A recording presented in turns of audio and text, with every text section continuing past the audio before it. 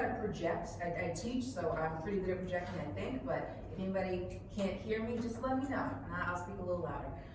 So I'll go ahead and jump right into this. So I was trained as a traditional photographer. So I have a Bachelor of Science degree in photography from a commercial photography program at the University of Central Florida.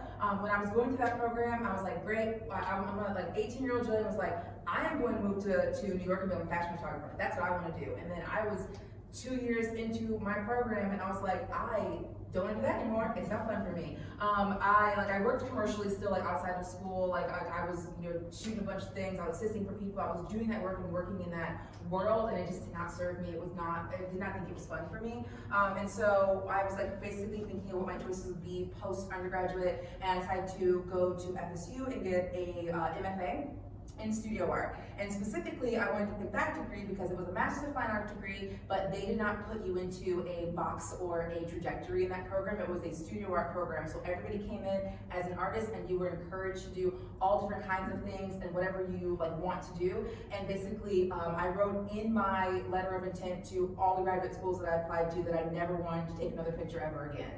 That didn't happen, obviously, but I was just like, I felt super burnt out about it. But when I was doing, jumping right into my graduate career, this is one of the very first things that I made. And I was coming into a fine art program with people who had gone to school and they had been studying fine art the entire time. Like they knew how to talk about their art, they knew how to write about it, they had taken other classes. My undergraduate degree in photography was extremely specific. It was only photography, it was only commercial photography, it was all the different ways that you could photograph the same thing. I didn't take a drawing class, a painting class, nothing. It was only photography is the only thing that we learned during that degree, so I felt super behind. And so I'm in this program where the first thing right off the bat, they're like, all you do all day long is make art, and you have to think about it and talk about it, and like, what kind of artist do you want to be? And I was like, I have no idea.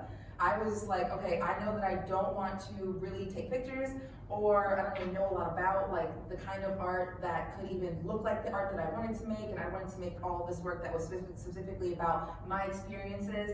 And I kind of just like threw myself in front of a camera. I knew how to use a camera, and I knew how to make things look the way I wanted them to look with a camera, and so I got in front of a camera. This is one of the very first things that I did. This is actually a performance, and so I knew how to do things photographically, not so much how to do other types of art, but we had been talking a lot about performance art, and I was studying that and like looking at other like Black performance artists. And so this is a performance that lives as a series of images. So it's called a soft human impersonating hard stone. I basically stood in a room by myself and covered myself in white clay, and then I photographed it and documented it as it would dry and flaked off of my face. And the idea was that I was in this uncomfortable situation and I didn't know, first of all, even who I was. I mean, like I'm like freshly 23 years old and just like trying to be a grown up and talk about art. And like I felt like super just like not smart in a room full of people who I thought were very, very smart and could talk about their art. And I was just like, I felt like I was crumbling and trying to have this facade of like, I know who I am and I belong here just like everybody else does. And the soft, mushy human inside of me was breaking through that shell that I was trying to make. And so this was one of the very first things that I tried to figure out, like, how do I incorporate the things that I know artistically into the artist that I want to be. This was a series of 11 images, but I mostly had and showed this diptych a lot. I exhibit this work quite a bit, and I also like to add it into the very first chunk of my artist talk because when I first made this piece in graduate school, my committee hated it. They were like, I don't care how sad you are. But also, you should make some more art, you need to work faster. And I was like, okay. But then once I got past all of that and making more work, showing it a lot of places reached out and they were like, we want to show this piece. And so this is my suck it to my graduate committee and how they hated it and didn't care about how sad I was when I was in grad school. But this is also, so again, like me sort of getting into the realm of, I only know how to work photographically, but I want to do other things, and how can I mesh the things that I know how to do into these other worlds of art. So this is some more work with performance, and so I was figuring out like what I wanted to be as an artist, what I wanted to do. I was doing a lot of self-portraiture at the time. I think during graduate school I wasn't exclusively doing self-portraiture, but now I basically exclusively do it, and it's a big part of my practice. And I make this work about like myself and my experiences. And so when I was thinking about who do I photograph, or who do I incorporate into my art if I want to talk about specific things? And for me, all of it was like, well, these are things that happen to you, so I'm just going to use myself in for these. So these are some stills of a video performance that I did, because I was also doing a lot of performances in videos. I was doing a lot of performances to nobody, and so I would make this work, and I still work very insular, and so I would just put myself in a white room and I would make stuff, and so it was videos or it was pictures, and it was like stuff about me, but I was doing these performances to a camera consistently. So this particular piece is I take up this much space, and I just like draw, I just trace my body on a wall over and over and over again. This also piece for a while until it got destroyed, like lived as a drawing, so I kept the tracings that I did. So it's a video, it's a drawing, it's a performance, it's video stills, and I was making again like this work about like wanting to exist in a space that I still felt like I didn't fit into. Like this is in 2015, so I was about to graduate, and I was still making this work where I was like, nobody cares what I'm doing here. Like, my faculty did not know how to talk to me about it. I would bring up race in a conversation, and they would be like, let's change the subject and move on. And I was like, we don't change anybody else's subject, but whatever. I'm just gonna graduate and leave. But I mean, I went to graduate school again. It was traumatic, but I've talked to a lot of people in graduate school. It's traumatic for everybody. I would absolutely do it again, but I think that like now when I'm teaching and I'm like telling my students like, yes, graduate school will feel really bad, but you have to speak up for yourself. I think that that's what I learned that I should have done more, was I like have the confidence that I knew that I needed, and also speak up for myself more when I was in school to make the art, but I also never stopped. So I had a bunch of faculty who were just like not excited about the work that I was creating, and I just didn't stop making it though. I continued to do that. So this is more like photographic-ish work. I do also work a lot, and I use photography as almost like a sketch. I don't draw. I don't really know how to draw. I'm formally trained in just pictures, but I use like reference imagery a lot. And so I was taking these pictures of like these chunks of skin of my body, the sides, like my neck, like all of this stuff, and like seeing the topography and the texture in them. And I was going to use them specifically for a piece I'm going to show you after this, but as I was making them, I started to think like, okay, like these kind of can also exist as a series and as pictures and all of that, and kind of talk about the body and skin and shape and form, and even with that as well. And so like they lived as imagery, and they also live as sculptures. So I like to play around a lot with different processes, and so that's what really helped me grow, I think, as an artist. Like, I only know how to take pictures, but what are other ways that pictures can be displayed? And so I don't really take a picture with a camera, put it out on paper. That's not the kind of artist that I am. And so I was experimenting a lot with historic photographic processes and other alternative processes in like printing. And so this is a gel medium transfer. So basically how this works is that I would take these very large, like 36 by 48, they're called engineered prints, but they're like toner prints. I would like go to the Staples, or it was like an Office Depot. The Office Depot in Tallahassee, Florida, they knew me by name. I was there all the time, being like, I need more of my big weird skin prints. That's what I'm doing today. And so I would go and get these big, like the actual like imagery looks terrible, but all I needed was like the texture from it, basically. And it's toner ink, and then I would coat that with gel medium, which is basically the clear part of acrylic paint. So acrylic paint with no pigment in it. And then I would go in and add in pigment. I would color it like my skin tone. I would color it like other similar skin tones. I would add in like weird flecks and drops of like moles and things like that. And then what you would do is like you would wet the paper and you would scrub all the paper off, but the ink from the paper would then stick to the medium. And then you would have this sort of weird, fleshy, plastic piece that looked like skin, and then also they were not archival. None of these exist anymore. I haven't a scrap of them at all. They lasted like 2 years before they just crumbled to pieces. But I would have these like, it's basically like dried paint skin is what I was making. But they were to look like skin to me, because when you would stretch them, they would come back together and kind of look like stretch marks, and I was playing around with like the almost grotesque, but then also like the beauty of like marks and things of skin. And so I was making these skins, and displaying them lots of different ways. When anything would touch them, they would like rip because they were thin, and so a lot of them are like have lots of holes and stuff in them. And this is the aftermath of like this is like the maybe third time that I showed them, and then I was making them during a residency. So this is probably not the video. No, it's not. Okay. So this is a screenshot of the video. So I did a residency at the Center for Photography at Woodstock, which is a very wonderful, famous artist residency for people working in imagery who are specifically people of color, and it's in Woodstock, New York. And it was great because I applied, they accepted me, I went up there for a month, they paid me to just spend a month in an old house that I'm sure was haunted, and all I had to do for a month was make art, and I had never done that before. Like I had never been able to just only focus on art making and not anything else. And so I was thinking about, like, I also, like, all of my work too, I was like, how is this gonna affect the work I make? All of my work is about the American South and its landscape, and now I'm in upstate New York in like the Catskill Mountains and stuff like that. And so I was like talking to some of the people who work at the art center, and I was just like what's around here, like what exactly is here? And Woodstock, New York, it is mostly just rich people with summer houses. Like that is Woodstock, New York. It's like people coming to, like, you know, it's like a touristy town, and then everyone who lives there in a house is somebody who has a regular apartment in New York City, and they come to you 2 hours and they go live in their summer house in Woodstock, New York. And there are like, it's an artist residence for people of color, and I didn't see a not white person the whole month that I was there. I think one person who was working at the grocery store that I would have to walk to, and it was just like, all right, cool, so there's like not a lot of stuff here. And so I was talking to people who worked at Art Center, and I was like, you know, like what's up with the mountains? What's up with all this stuff here? And they were telling me that, like, yeah, we're in, like, you know, we're in upstate New York, and what you're kind of taught when you're in school in the South is that, like, yeah, there's like the line, and up north, everybody up there's like, there was no racism and all that stuff. And they're like, no, there's tons of racism in the mountains still. There's rebel flags, and there's people up there. And so I had them like drive me into the pine forest that was there, and I was like, you know, I was just like walking around and thinking about like what happened in this forest that like nobody wants to talk about or nobody knows about. And so I took all these skins that I made and started hanging them from the trees.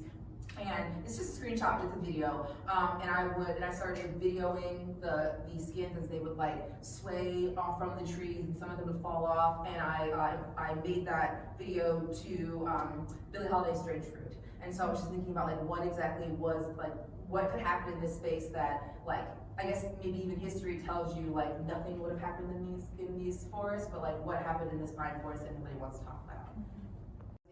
In my undergraduate program, that was a very scientific, straight photography program, and we were like measuring out chemicals so that we could like process our own like prints and films and all of that stuff.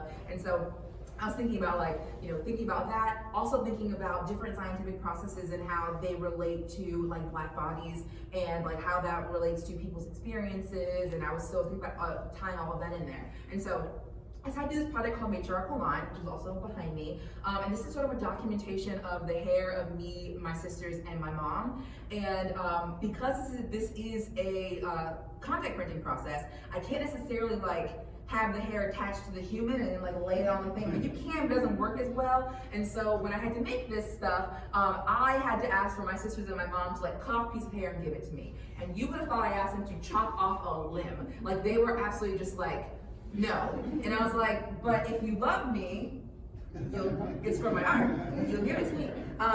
But basically I kind of tried to complain to my older sister because she has like super long hair, like down her back, it's like super long and like, you know, curly. And I was like, I thought she was this long, awesome piece. She gave me a piece that big. And then I was like, you know, she has long, straight hair. I was like, give me a piece for my art. And she gave me the smallest piece she possibly could. And then she responded with, give it back then. And I was like, calm down a little bit. Like, you know, I still need it. But I did get them to give me hair. And so a lot of all of these, there's like 80 something of them that exist. There's like 36, I think, in rotation now. Like other institutions have acquired some of them. And I basically like cut a bunch of my hair off. So when I was still a loose natural, I was just in the mirror, just like chopping away. I was like, I have a man bod, so we're just taking out however much I want. I was doing the back. I think it looked fine. I can't see the back of my head, so I don't care. And so I was taking a lot of my hair out. My little sister cleaned out a brush, and that's all that she would give me. My older sister gave me that one piece, and my mom had braids, and she like cut the tips off of some of her braids. And I just wanted to do like a documentation of like what this hair looked like for all these women in my family. And like we all had our natural hair journeys at different points. I was the very first person in my family to do my big chop. I did it when I was 16 years old, and this was before like there was YouTube videos telling you how to care for your hair. And like, you know, but also there was like drama with my family with it. Like my mom was like, why do you want to do that? And I was like, like I want to see, I didn't know what my hair texture looked like. I had no idea. I got my very first chemical relaxer when I was 5, and I had it all the way up until I was almost 16.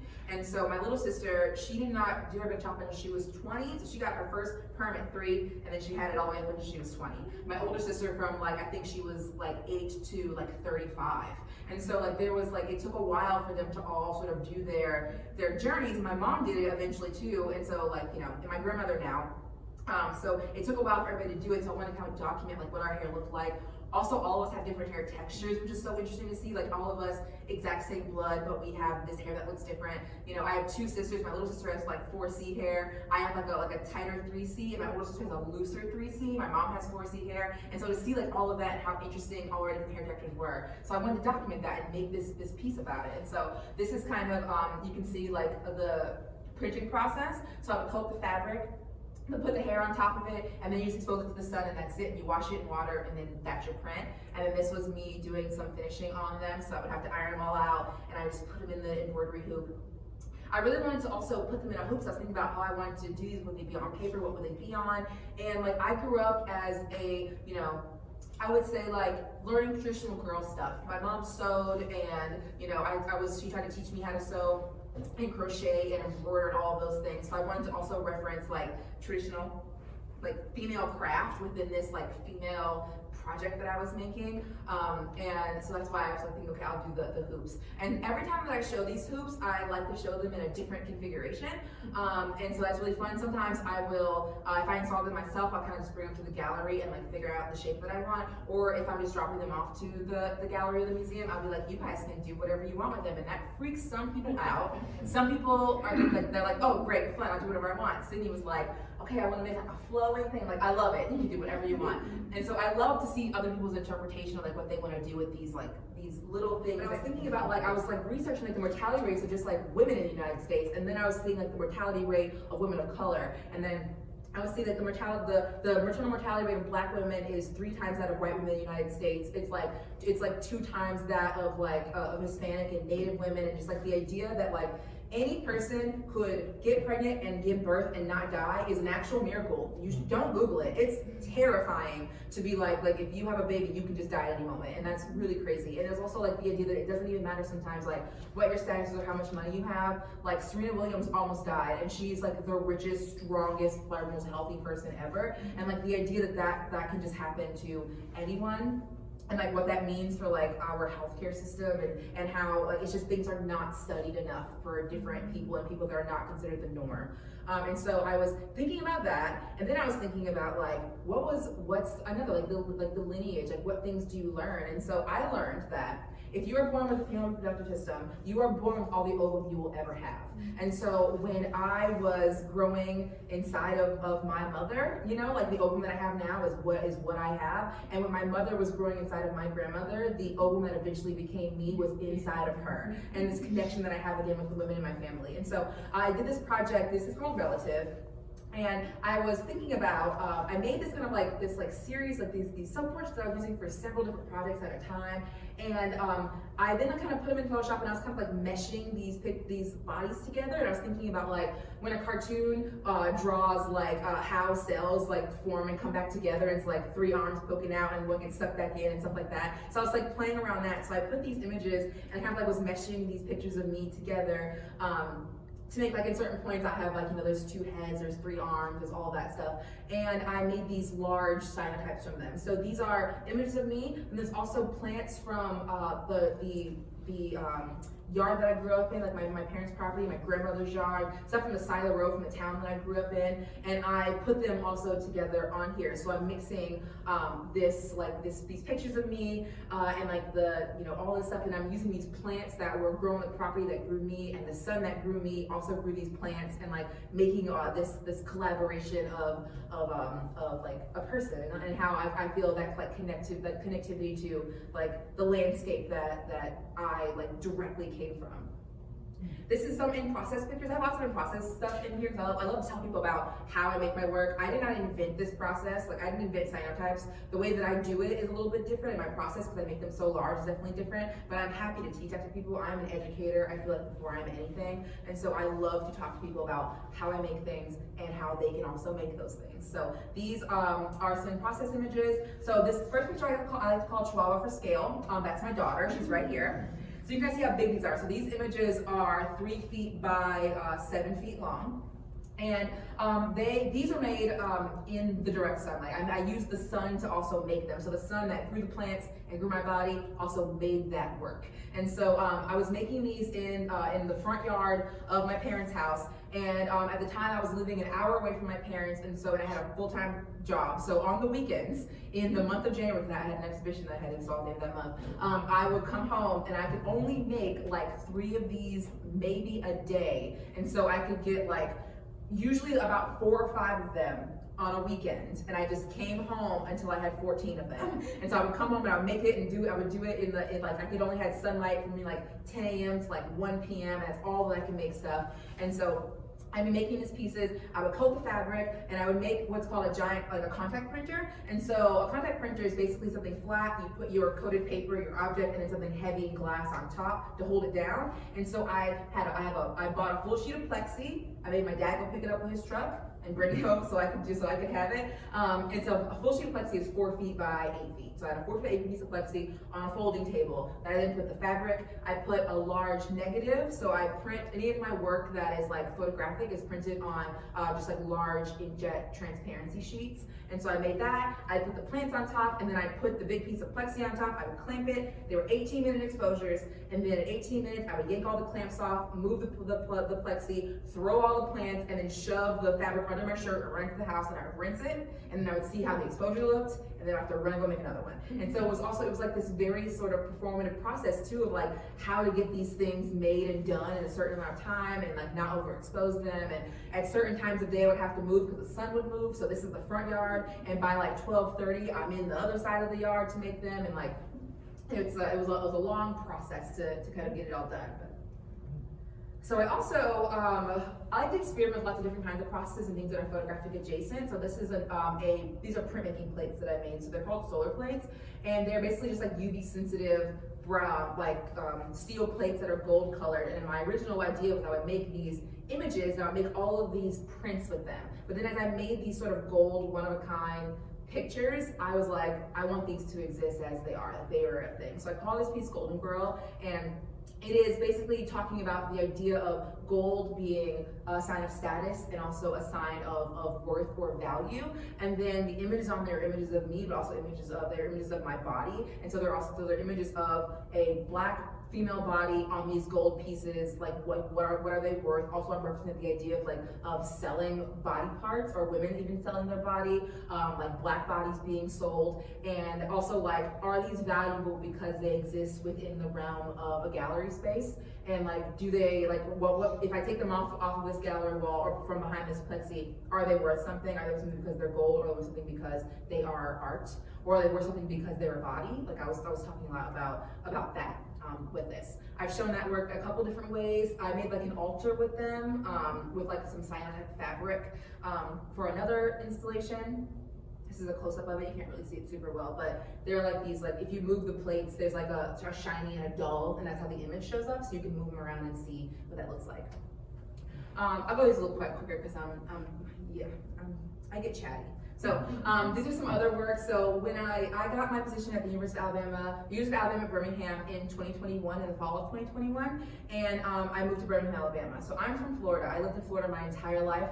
All of my other teaching appointments and jobs have been in Florida, and so I know the Florida landscape. I know how to navigate that. And then now I'm moving to Birmingham, Alabama. And so I was making work about like how that felt. Also in like a post-COVID world where like so many people had spent so much time alone and like to reminisce with themselves about like who they are as a person. And like for me, I was like, I love being by myself. So like that was why I had no problem with that whatsoever. And then also then moving away by myself, I had no problem with that either, because like I'm fine with being me and my chihuahua just like chill out all day. It's great. So I was making this work about vulnerability and about being alone and about moving to a new space. And it was for an exhibition that I titled, I Love You, Say It Back. And it was for, I was basically talking to myself about people addressing self-love and value within yourself, even if you're alone or by yourself. And so this particular piece is called Thick Skin. This is printed on cheesecloth, so the actual fabric is very thin. And even when you hang it, it's hung by just a couple of little nails, and it kind of like flows in the air conditioner. It's very thin. And I was playing around with printing on different materials. So I usually use like a thicker muslin, but then on these I was using very, very thin cheesecloth. This is another piece from that where I made these large, these are 3 feet by 9 feet, and they're just like big side profiles of my face. And I kind of have them tilted so it looks like they're kissing each other. And they are just like, again, more cyanotypes. I was playing around with how things are printed and even like what I was mixing into my chemistry. And so the water that I used to mix this chemistry was like some really dirty sink water from my studio, and it had all these mineral deposits in it, and it made all this really fun, cool texture in the work that I did not know that texture was gonna happen. And it's a great thing that I was like, oh, I'm gonna run with it, I love that. So I kind of kept that. I also made the root for that work, so that's work right there, that work that's over there. And so again, like more work about kind of like out hiding or like being a shell, and like, you know, I'm using my hair to cover myself, and then in the middle piece, I'm showing like a very valuable part of my body, which is my neck. And so I'm like talking a lot about that. And here's some more like process work. So this is how I make my negatives. So you can see how big they are. So I have large format printers, and this is just large transparency. And then this is me dragging it across the floor. I don't recommend doing that, but I didn't have anybody to help me carry it. So I'm just like always just making big work and then dragging it across the floor. And this is some of just like some process work, so you can see how big the negatives are, because they are contact prints. And so this being that large, like that's the size of the negative that I printed to then make that work. Here's some more studio stuff. I'm just gonna have them play. So this is me in my studio, because now, it's not playing midway through, interesting. Okay, that's fine. But now that I have like a space to make art in that isn't just like my parents' garage or my living room, I built an exposure unit. And so instead of me having to make this work outside and like, you know, trying to rush to get it done, I just screwed like 8 black lights into the top of a shelf. And then so now I have an exposure unit where I can make this work like in an enclosed space. And so that's really great. It takes a lot longer. They're like an hour-and-a-half exposures, but I can kind of do computer work and answer emails while they're cooking. But it makes it so I can make this work just like a lot more accessibly to me without having to go outside. But this is me going through it, like making it. I made like 8 of those panels before I thought that they looked good enough. And so this is me just like watching another one going, all right. And then I probably had another one in the sink and I had to go pull out. But again, you see like sizing and stuff for them. But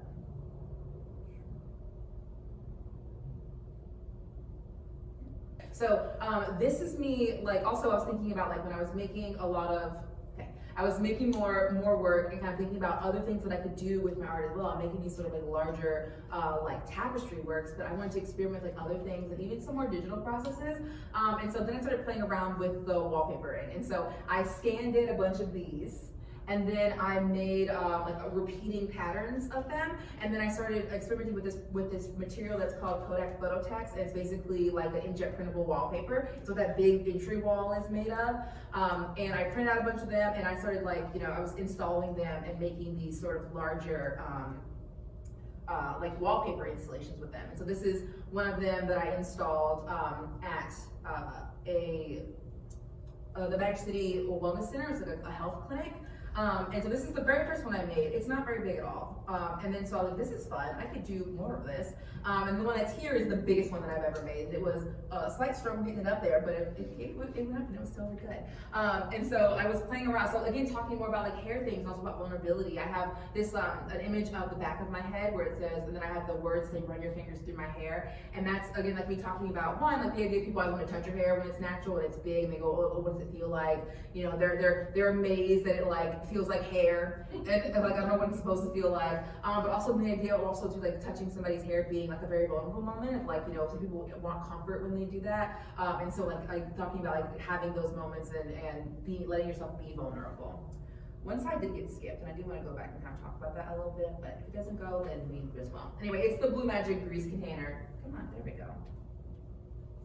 So It's a Blue Magic grease container, and then also this piece. So I did not know that they still made Blue Magic. I was walking around the hair store with my sister last summer, and she needed to get some hair. She's getting her hair done, and then I was like, I stopped dead in my tracks, like, oh my God, I cannot believe they still make this. And so I was like, okay, because like also I make a lot of this blue work, right? And so I was preparing for a solo exhibition, and I was like, okay, so I'm gonna title my show Blue Magic. Like I titled the show Blue Magic. I had this this hair work that was cyanotype, and then I also I bought Blue Magic grease, and I was photographing the grease container, and I made all of a bunch of these little cyanotype prints, which you probably got when you walked in today. Those were in that show.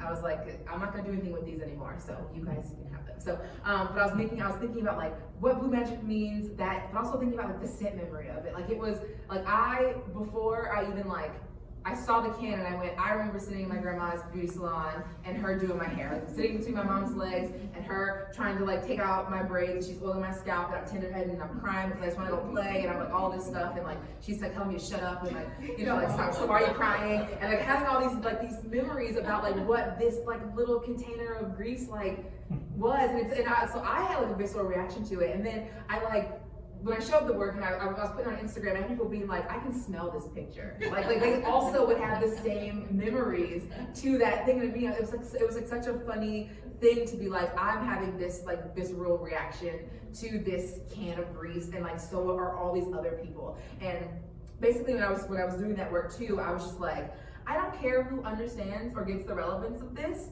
because so many other people have seen it and they do get that. And so this is that, I love that, because I was like, this could be only for me, but it's not. A bunch of other people were very much into that. So I thought that was I don't know, I love it. I also just love the juxtaposition of that idea that it's called Blue Magic and I make all this cyanotype work that's blue. And so I was putting those things together. And it just makes me what more else I can do with this work. I want it to be the gallery would not let me do this, but I wanted to open up a bunch of the cans and put them around the gallery so people could smell it, and we use it when it's live, rub it behind works and stuff. And I was and they were like, you gotta calm down. And I was like, all right, fine.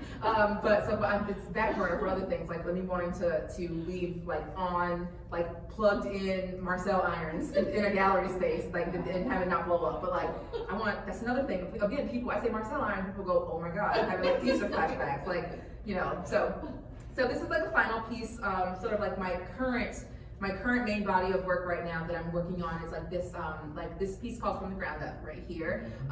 And this work stemmed from me walking through this patch of sugarcane that my dad has growing on our property. And it's probably maybe only 10 feet by 10 feet, but he planted it 10 years ago and never did anything with it. He don't pull them out and eat them, they're just there. And so they die and they rot, and then more of them grow, and it's super dense, and other things are growing in there. And so I was walking around this patch trying not to get bit by a snake, and looking through this, and just thinking of the shapes of this cane, and making it it looks like my hair does at some point. And so there's little panels where it's some of the cane, then it's my hair. And so I was relating the shapes of the sugar cane to what my hair looks like, and then also the idea that my dad grew this with his hands, and he also improved me as a person and nurtured me, but also how he lets this cane kind of grow and do whatever it wants to do is also kind of how he raised all his kids. He was y'all will figure it out, and and so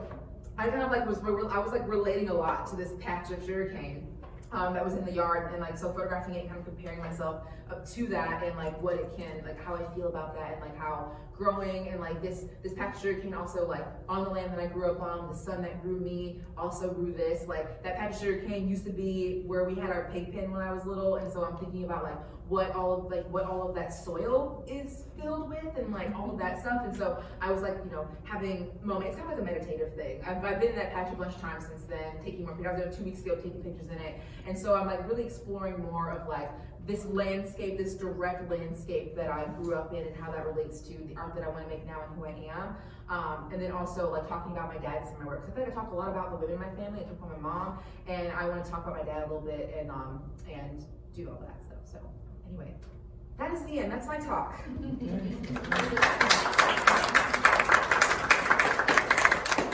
That's the information. If you want time to email me. That's my Instagram. My Instagram has art on it sometimes, but mostly it's pictures of my 15-year-old Chihuahua and like whatever K-pop song I like that day. And so that's what's on my Instagram. But feel free to email me if you have questions. Also, I'll take questions now. I'll answer whatever you want. But if you're too shy to ask me a question today, you can always email me, and I'm happy to talk to you or answer anything. I got one question. You say some of your stuff fall apart and you just throw it away after you get through it.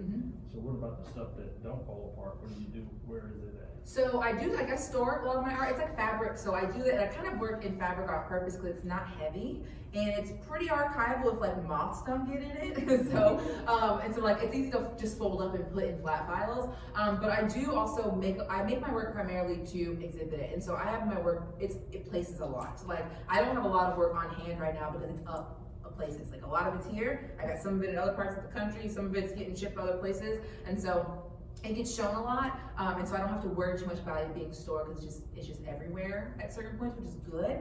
But again, I can like fold it up. That's why I like fabric. Cause like when I come to deliver artwork to exhibitions, I can fold it all up and just deliver it in like one Trader Joe's bag. And I'm like, this is my show. I love it. So that. Okay. And what are you gonna do with the wallpaper out there? Cause that looks like it's permanent. Well, it's not permanent, but it's technically repositional, but you have to stick it back on the backing that it came in, which we did throw in the garbage. But I told Sydney she can do whatever she wants with it. So yes. I'm not taking that home, so Sydney can do whatever she wants with the wallpaper. Oh, okay. Okay. Any other questions? It can be like technical stuff too. It can be like, how do you make this? I'll answer that. If I could ask a question. Generally speaking, you're not at an exhibit, so how do you expect the audience or the viewer to interpret or intuit what you're trying to say? So Where are you? Yeah, well, I mean, I love a text panel. And so normally there's a text panel that can read or information about the work, and also things are titled pretty, I feel like specifically, but also I feel like, like art is, I can't control how people experience my work when I'm not there or if they don't want to read my text panel. And so I think that's with all art. And so I think people can kind of take it in as they want to, and I think that's almost fun because some people like look at this and they'll know immediately that it's hair, but I've had people look at this and go, is it like clouds? Is it like and like they kind of think about whatever it is to them, and so that's kind of like interesting or fun. Some people really can't pick out the hair in this piece immediately, and so they don't even see it until it's get pointed out. And so like I think it's also like however you want to experience it. I make this work very personally for me, and I think that like I got out of it what I wanted out of it. And so like if you interpret it slightly different, I mean that's a great art experience for you. I was gonna ask, have any of your students like found a love for cyanotype as you've like been teaching them? Yes, which is really exciting for me, and I love that. But I get to teach like the photography program at UAB is really little, so all the photo classes are taught by me. I don't have adjuncts, like I teach all of them. So they get me from start to finish. So I'm always like, hope you like me, because if you're a photo major, it's me forever. I don't like to push my art practice on my students at all. I do show them lots of different things, and some of them do latch on to like even the subject matter that I do, like stuff about body and things about like alternative process stuff, and that's exciting for me. I love that. I want to teach them that stuff. Like I'm not gatekeeping how I make my work or anything like that. One of my last BFA students who just graduated, he did his entire thesis on, he did these very big cyanotypes that were about his body, but his body's different than mine. He was making work about being like a queer, like neurodivergent person going through life, like becoming who they are, like he's freshly 23, and like what it's like to be an adult and how he grew into himself. And that's not all of what my work is about, and it looks completely different. And so it's a very fun thing to see like how someone can interpret what I am teaching them and like turn it into their own thing. Have you ever tried different types of fabric? like velvet or? Yeah, so anything that is like a natural fabric will hold the chemistry. So if it's not like nothing synthetic, it'll just like wash out, so that's blended. So I've done like thinner things, like I've done like a chiffon, I've done silks when you can like get them. But I really enjoy printing on cotton. I specifically use that to reference like cotton being a slave crop in the South, but like there are lots of other materials and also different colors, and so the blue will turn whatever color it wants to on certain fabrics. So I had my last student who did a lot of cyanotype work. He would do a lot of it on red fabric because the blue would turn black, so he would make these black and red gigantic prints, and they were like so interesting to look at. And so like he was like, you can really play around with the colors that you put behind it, and even the material if it'll hold it. Yeah. How long did it take for you to do this whole gallery? To hang it? Or to like make the work? Okay. I mean, these were all made over like some of them are made in 2018, some are made in 2019, some are made in 2021, so like while. I started working on them maybe like, I don't know, like a month to make the first iteration of these. These were made in probably like 2 weeks, but I don't make one thing at a time. I make lots of things at a time because I'm usually making work because I have a show, and so I'm like I gotta get things going. And then this work was made over also about 2 weeks because I made like lots and lots of these panels, and then I laid them all out and installed them on site the first time that I did them. And so it was like I just made all the pieces, and then I spent like probably 3 hours in the gallery hanging up individual iterations of this before I came to this. And so it's definitely a process of different things. Like yes, the actual art making is one, but also the installation is one too. I'm like thinking about how do I want people to see it? How is it going to be hung? Like, is that important to me? And like, what's all the different aspects of it? But I'm not like a long durational art maker. Some people work on things for months. I take the pictures, I make the negative, I can make the print. How's the print look? And so then it's like maybe me thinking about it or making them for like a week or two, and then kind of moving on or something like that. How do you prepare yourself like mentally for like when you're getting ready for like an exhibition, like a show? Like how do you prepare yourself?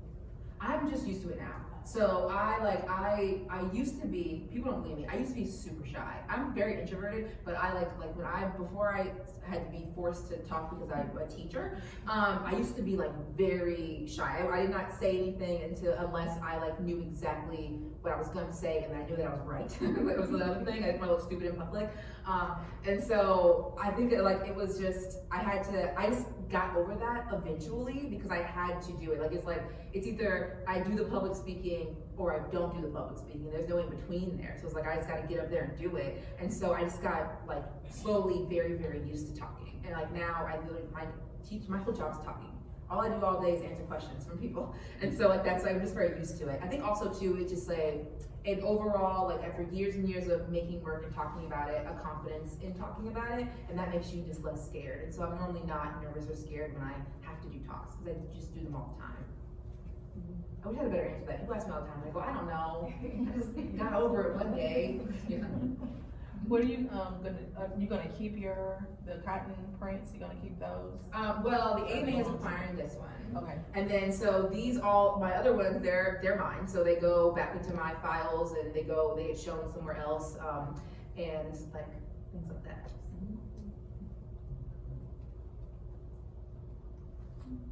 Anybody else? I just wanted to, Go ahead. I just wanted to say thank you. I don't have a question, but I really appreciated you talking about your graduate school experience. For those of us that have been through grad school, it varies from mildly to very traumatic. Yes. So, Yes. So I appreciate you saying that, and it's very refreshing to hear someone talk about how they don't have it together at first, even though you are about to graduate. It's very nice to hear that, and I think very encouraging for those who may be in this room that might be considering going to college or getting that next degree. Thank you for sharing that. I don't think I had it together until I was like 27. Yeah. Like I was exhibiting and doing something. I was like every day, like I don't know what I'm doing. Is this art? And I'm hanging it on the wall, going hoping for the best. Like it just took a long time, but yeah.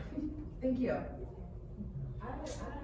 I was like, when you were talking about like magic pictures, I was like, that's just so real. Like it's so real. It ain't no blue magic. Like my college essay, I was actually writing about like transitioning into like embracing like inner career. So like, that just really resonated. Yeah. Have you ever had a perm before? I haven't, but my hair was, Okay. I basically had a perm. Everybody who did my hair thought I had a perm, because it was just like so heat. My mom called it heat train. It was heat. Yes.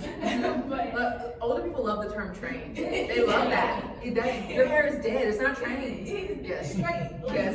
Yes. Well, that's so interesting because I feel like when I started making work about hair, there was a certain point where I would mention about how I had a relaxer and I had my natural hair journey, and everyone would go, "Me too." And now I'm at a point where I've met so many young girls who have never had a perm before. I'm like, wow. Because I'd be talking like it was like really normal. If you're a little black girl and you've had a perm, and people are like, "Oh, I've never done that," and I was like, "Oh my god!" Like it's like I was like, "Well, good, thank you. I'm glad that your mom never did that to you." But like it's like when I was growing up in the '90s, early 2000s, it's like that's just what you did. You had a perm. Like that's just what your hair looks like. And so I don't know. It's very interesting. I cried. Like my mom told me that she went perm hair. I said, no.